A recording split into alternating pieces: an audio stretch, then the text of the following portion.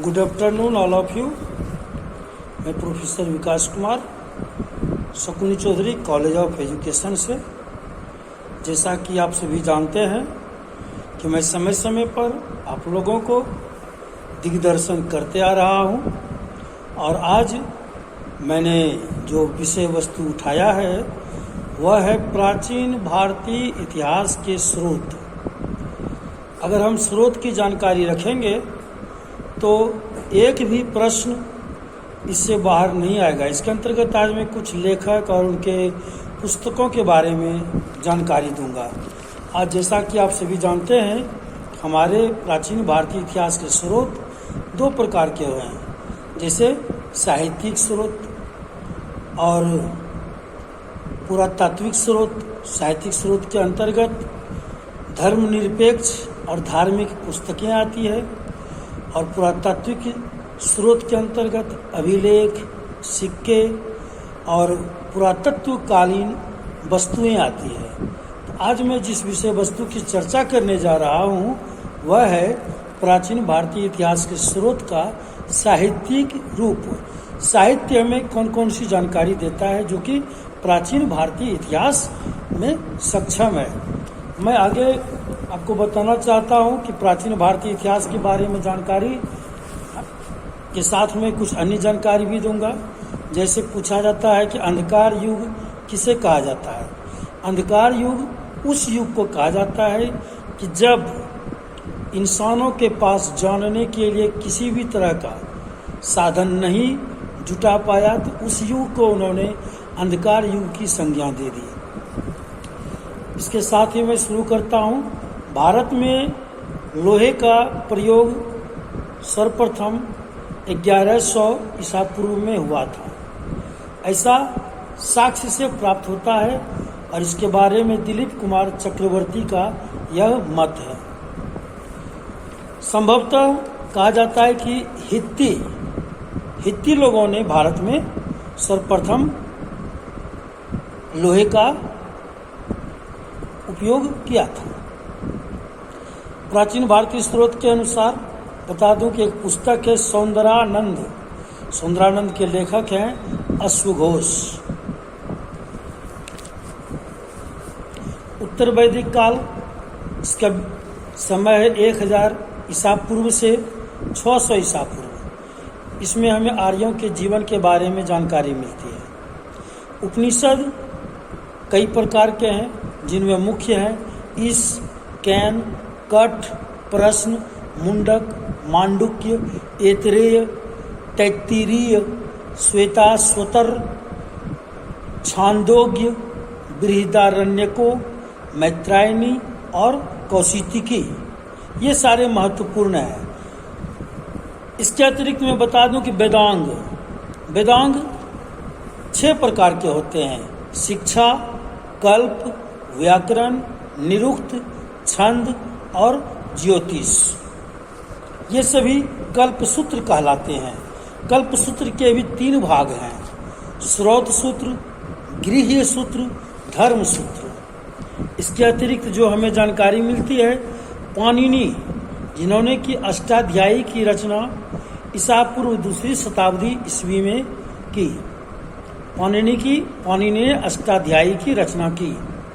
महाभाष्य पर भी टीका इन्होंने लिखा, जिसके बारे में हमें पुष्यमित्र शुंग के बारे में जानकारी मिलती है। यास्क ने 5वीं शताब्दी में निरुक्त की रचना की। बाद में मनुस्मृति की रचना हुई। मनुस्मृति की रचना को याद रखने का सर्वसाधारण तरीका यह है कि आप उसे 200 BC से 200 AD याद रखिए। इसी तरह के एक पुस्तक है जिसको 400 BC से 400 AD तक याद रखते हैं। उस पुस्तक का नाम है महाभारत। आप सभी को प्रश्न ये आएगा कि महाभारत की रचना काल क्या है। 400 BC से 400 AD। इनकी रचना महर्षि वेद व्यास ने की है, निस्संदेह। वहीं पर हम B.S. सुथ्यंकर, जो कि इस निष्कर्ष पर पहुंचते हैं कि भृगु वंश के लोगों ने मनुस्मृति की रचना की थी। पुराण 18 हैं, हम सभी जानते हैं। इनमें मार्कंडेय, ब्रह्मांड, वायु, विष्णु, भागवत और मत्स्य संभवतः प्राचीन राजवंशों का वर्णन मिलता है। विष्णु पुराणों में, मत्स्य पुराणों में और वायु पुराणों में प्राचीन राजवंशों का वर्णन मिलता है। मत्स्य पुराण संभवतः सबसे प्राचीन है। बौद्ध साहित्य की चर्चा करते हैं। बौद्ध साहित्य 3 प्रकार के हैं। ये त्रिपिटक के नाम से जानते हैं: सूत्र पिटक, विनय पिटक, अभिधम्म पिटक। गौतम बुद्ध के निर्वाण प्राप्ति के बाद इनकी रचना हुई। सूत्र पिटक में प्रश्न उठता है कि किनकी चर्चा की गई है। तो सूत्र पिटक में बुद्ध के धार्मिक विचारों की चर्चा का और वचनों का संग्रह है। वहीं विनय पिटक में बौद्ध संघ के नियमों का उल्लेख है। अभिधम्म पिटक में बौद्ध दर्शन का विवेचन मिलता है। वहीं बौद्ध ग्रंथ महावंश और दीपवंश भी प्राचीन भारतीय इतिहास पर बहुत ही प्रकाश डालते हैं। दीपवंश की रचना संभवतः 4वीं शताब्दी और महावंश की रचना 5वीं शताब्दी में हुई। मिलिंद पन्हो में यूनानी राजा मिनांडर और बौद्ध भिक्षु नागसेन दार्शनिक का वार्तालाप है। इसमें ईसा की पहली 2 शताब्दियों उत्तर पश्चिमी भारत के जीवन की झलक देखने को मिलती है। बौद्ध ग्रंथ दिव्यावदान में अनेक राजाओं की कथाएं हैं और इनका अंश 4वीं शताब्दी तक जोड़े गए हैं। आर्य मंजूश्री कल्प में भी बौद्ध ग्रंथ है ये, और इसमें भी बौद्ध दृष्टिकोण से गुप्त सम्राटों का वर्णन मिलता है। गुप्त सम्राटों का वर्णन किस पुस्तक में मिलता है? आर्य मंजूश्री मूल कल्प। वहीं हमें प्राचीन भारत के 16 महाजनपद की जानकारी बौद्ध ग्रंथ अंगुत्तर निकाय देता है। हम सभी जानते हैं कि 16 महाजनपद में सबसे बड़ा जनपद मगध था और हमारे पड़ोसी जो थे वे अंग थे। अंग की राजधानी चंपा थी। इस प्रकार से अगर हम सभी महाजनपदों का नाम जानना चाहते हैं, क्लास 6 की साम्राज्य की स्थापना, नए साम्राज्य का उदय, अगर आप उसमें पढ़ेंगे तो जरूर पाएंगे। जैन साहित्य की चर्चा करें तो आचारांग सूत्र में जैन भिक्षुओं के आचार नियमों का उल्लेख मिलता है। भगवती सूत्र में महावीर के जीवन का कुछ प्रकाश मिलता है। नया धम्म कथा में महावीर की शिक्षाओं का संग्रह है। उवासक दशाओं में उपासकों के जीवन संबंधी नियम दिए गए हैं। अंतगढ़ वसाओं और अनुतरो व दशाओं में प्रसिद्ध भिक्षुओं की जीवन कथाएं हैं। विशाग युग म सूत्र में कर्म फल का विवेचन है। इसे 12 अंगों में प्रत्येक का उपांग भी है। इन पे महाभाष्य भी लिखे गए हैं। जैन ग्रंथ में भगवती सूत्र में भी 16 महाजनपदों का उल्लेख मिलता है। मैंने पहले बताया था, बौद्ध ग्रंथ में अंगुत्तर निकाय, जैन ग्रंथ में भगवती सूत्र कल्प। भगवती सूत्र में भद्रबाहु चरित्र से चंद्रगुप्त मौर्य के जीवन की घटनाओं पर प्रकाश मिलता है। वहीं वसुदेव हिंदी, बृहत कल्प सूत्र, भाष्य, आवश्यक, चूर्णी, कालिका पुराण, कथाकोश, ये सभी जैन ग्रंथ हैं। पूर्व मध्यकाल लगभग 600 ईस्वी से 1200 ईस्वी माना जाता है। इसके पहले हेमचंद्र ने परिशिष्ट पर्वन की रचना की है, जिसकी रचना काल है 12वीं शताब्दी। पूर्व मध्यकाल में हरिभद्र सूरी ने सम्रादित्य कथा, धूर्ताख्यान और कथाकोश, उद्योत सूरी ने कुवलयमाला, सिद्धर्षि सूरी ने उपमितिभव प्रपंच कथा, जिनेश्वर सूरी ने कथा प्रकोश प्रकरण और 9वीं शताब्दी में जिनसेन ने आदि पुराण और गुणभद्र ने उत्तर पुराण की रचना की। धर्मेत्तर साहित्य के अंतर्गत पाणिनि की अष्टाध्यायी, विशाख दत्त की मुद्रा राक्षस, ये हमें सोमदेव के कथा सरित सागर और क्षेमेंद्र की बृहद कथा मंजरी से मौर्य काल की कुछ घटनाओं पर प्रकाश पड़ता है। और कौटिल्य के अर्थशास्त्र का विषय वस्तु पूछा जाए, कौटिल्य के अर्थशास्त्र का विषय वस्तु मौर्य प्रशासन है। आगे बढ़ते हैं। कामंडक के नीति सार, यह भी गुप्तकालीन प्रकाश पड़ता है और यह भी कामंडक की विचारधारा और कौटिल्य के अतिरिक्त महाभारत की परंपरा का विचारधारा स्पष्ट दिखता है। सोमदेव सूरी का नीति वाक्यामृत, जो कि 10वीं शताब्दी का अंत है, यह अर्थशास्त्र की कोटि का ही ग्रंथ है। इसका मतलब कौटिल्य और सोमदेव सूरी दोनों ने जिस पुस्तक की रचना की उसका एक ही है कि वह अर्थशास्त्र के समान पुस्तक है, यद्यपि वह अर्थशास्त्र की अपेक्षा काफ़ी छोटा है। पतंजलि के महाभाष्य, कालिदास की मालविकाग्निमित्र नामक पुस्तक से शुंग वंश के इतिहास पर प्रकाश पड़ता है। कालिदास के रघुवंशम में, जिसकी रचना लगभग 34 शताब्दी ईसा पूर्व में हुई है, संभवतः समुद्रगुप्त की दिग्विजय की झलक मिलती है। सोमदेव के कथा सरित सागर और क्षेमेंद्र की बृहद कथा मंजरी में राजा विक्रमादित्य की कुछ परंपराओं का उल्लेख है। शूद्रक के मृच्छ कटिक नाटक और दंडी के 10 कुमार चरित्र में भी तत्कालीन समाज का सुंदर वर्णन मिलता है। गुप्त काल का इतिहास जानने के 2 प्रमुख साधन और हैं, जिसके अंतर्गत जीवन चरित्र और स्थानीय इतिवृत्तियां हैं। सबसे प्रसिद्ध बाणभट्ट कृत हर्षचरित है। इसमें उन्होंने हर्ष की उपलब्धियों का वर्णन किया है। बागपति ने गौरबहु में कन्नौज शासक यशोवर्मा, बिल्हन ने विक्रमांक देव चरित्र में कल्याणी के परवर्ती चालुक्य राजा विक्रमादित्य की उपलब्धियों का वर्णन किया है।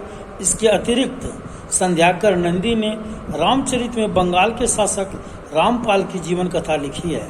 इसी प्रकार जयसिंह ने कुमारपाल चरित में और हेमचंद्र ने द्वयाश्रम काव्य में, और वहीं पद्मगुप्त ने नव सहसांक चरित में परमार वंश और जयानक ने पृथ्वीराज विजय में पृथ्वीराज चौहान की उपलब्धियों का वर्णन किया है। इसके अतिरिक्त हम चर्चा करेंगे पल्लव राजा की जानकारी नंदी वर्मा की पुस्तक में मिलती है। नंदी कलम्बकम, कलिंग तु पूर्णी में चोल राजा कुलोत्तुंग प्रथम के कलिंग पर आक्रमण का वर्णन मिलता है। हम सभी जानते हैं कि अशोक ने कलिंग पर आक्रमण किया था, लेकिन कलिंग तुपर्णी में राजा चोल कुलोत्तुंग प्रथम कलिंग पर आक्रमण करने वाले थे, यानी अशोक के पहले। अटुकोत्तु नामक लेखक ने 3 चोल शासकों विक्रम चोल, कुलोत्तुंग द्वितीय और राजराज द्वितीय की रचना अलग की है। इसके अतिरिक्त मैं आपको बता दूं कि प्राचीन भारतीय इतिहास के स्रोत के अंतर्गत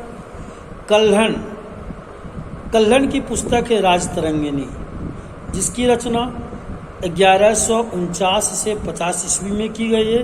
और इस पुस्तक में कश्मीर के राजा संग्राम सिंह, जो लोहारा वंश के थे, उनके बारे में जानकारी मिलती है।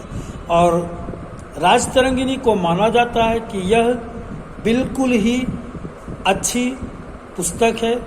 इसमें कहीं भी किसी राजा के प्रति कल्हण ने किसी भी प्रकार का पक्षपात नहीं किया है, क्योंकि इनका उस समय के जो राजा हुआ करते थे वो बिल्कुल उनके राज दरबार से अलग थे, और इनकी रचना इसीलिए निष्पक्ष मानी जाती है। इसके अतिरिक्त अन्य पुस्तकें हैं, जैसे रासमाला, सोमेश्वर की पुस्तक कृति कौमुदी, हरि सिंह की पुस्तक सुकृत संकीर्तन, मेरुत्तुंग का प्रबंध चिंतामणि, राजशेखर का प्रबंध कोश, जयसिंह के हमीर मदमर्दन और वास्तुपाल तेजपाल प्रशस्ति, उदय प्रभु की सुकृत कृति, कल्लोलिनी, बालचंद्र का वसंत विलास इत्यादि पुस्तक मिलती है। अगर हम अरब पर सिंध आक्रमण के बारे में चर्चा करें तो इसकी भी चचनामा पुस्तक है जो कि अरब लेखकों ने लिखी है, उससे मिलती है। अब हम आगे बढ़ते हैं कि भारत में कुछ विदेशी लोग भी आए। अपने यात्रा वृत्तांत के दौरान उन्होंने कुछ पुस्तकों की रचना की, जिससे कि हमारी भारत देश की विभिन्न प्रकार की सामाजिक आर्थिक दशाओं पर प्रकाश पड़ता है। अगर विदेशी यात्रा वृत्तांत का हम विवेचन करेंगे तो इसे 3 वर्गों में करना होगा: यूनान, रोम के लेखक, चीन के लेखक, अरब लेखक। यूनान और रोम प्रथम श्रेणी में माना जाएगा, चीन के लेखक द्वितीय श्रेणी में, तृतीय श्रेणी में अरब के लेखक। यूनान और रोम के लेखकों में सबसे प्राचीन हेरोडोटस और टिसियस के वृत्तांत हैं। ऐसा कहा जाता है कि इन्होंने इतिहास की रचना तो जरूर की है, इन्हें फादर ऑफ हिस्ट्री भी कहा जाता है, लेकिन इनकी कल्पना कपोल कल्पित मानी गई है। और अगर आपको लगता है कि मेरी बातें गलत है तो आप श्रीमाली, झा एंड श्रीमाली की पुस्तक है, जो निदेशक हिंदी माध्यम कार्यान्वयन निदेशालय दिल्ली विश्वविद्यालय से प्रकाशित की गई है। इस पुस्तक को पढ़ के आप ज्ञान प्राप्त कर सकते हैं। प्राचीन भारतीय इतिहास, झा एंड श्रीमाली। इसके अतिरिक्त हम वर्णन करना चाहेंगे मेगास्थनीज ने जो पुस्तक लिखी है इंडिका, जो कि अब उपलब्ध नहीं है। पेरिप्लस ऑफ द पेरिथेरियन सी, इस पुस्तक के लेखक भी यूनानी लेखक थे और उस लेखक का अज्ञात है, मतलब उसके बारे में कोई चर्चा नहीं की गई है कि किन्होंने लिखी है। इसके अतिरिक्त आगे बढ़ते हैं हम चीनी यात्रियों में। चीनी यात्रियों में फाहियान, हुएनसांग जिसे युआन चुआंग भी कहा जाता है, इत्सिंग के भी वर्णन मिलते हैं। फाहियान जब गुप्त काल में आए थे तो उन्होंने कहा था कि पाटलिपुत्र की रचना इस प्रकार की गई है जैसे लगता है किसी देवताओं ने इसकी रचना की है। वहीं हुएनसांग हर्ष के समय में आते हैं। याद रखने का बहुत साधारण है, ह से हर्ष, ह से हुएनसांग। हर्ष के समय में हुएनसांग आए थे, उन्होंने उसके राजपाट का वर्णन किया है। इसके अतिरिक्त अरब यात्रियों में कई सारे हैं, जैसे अबू रिहान जिसका दूसरा नाम था अलबरूनी, और वह मोहम्मद गजनी का समकालीन था। उसने संस्कृत भाषा सीखी और भारत में उसने एक ग्रंथ लिखा जिसे कहा जाता है तहकीक उल हिंद, जिसमें उन्होंने गणित, भौतिकी, रसायन शास्त्र, सृष्टि शास्त्र, ज्योतिष, भूगोल दर्शन, धार्मिक क्रियाओं, रीति रिवाजों और यहाँ की सामाजिक विचारधाराओं का वर्णन किया है।